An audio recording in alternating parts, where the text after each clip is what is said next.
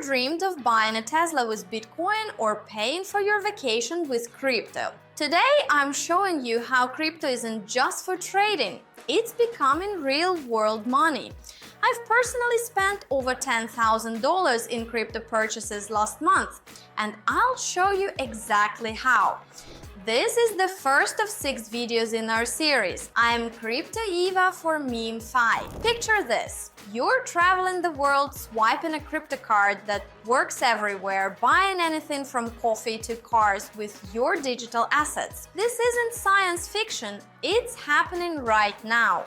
Last month, I bought my new laptop using ETH, booked a hotel with BTC, and even paid for dinner with crypto. The cashier's face when I paid with Dogecoin. Priceless. Here's what's wild about crypto shopping in 2024. Major retailers like Newegg accept crypto directly.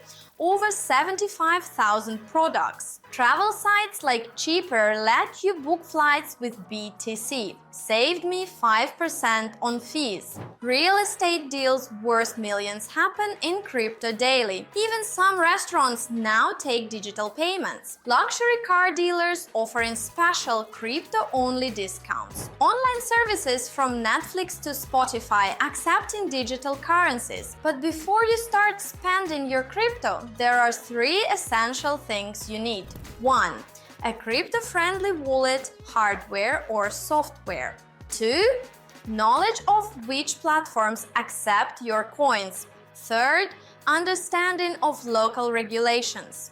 4. A backup payment method. Some places still struggle with crypto. For example, while you can freely buy electronics with crypto in the US, it might be illegal in countries like Iran or Pakistan. And while some places only accept BTC, others work with multiple cryptocurrencies. I learned this the hard way trying to buy coffee in Germany with Doge.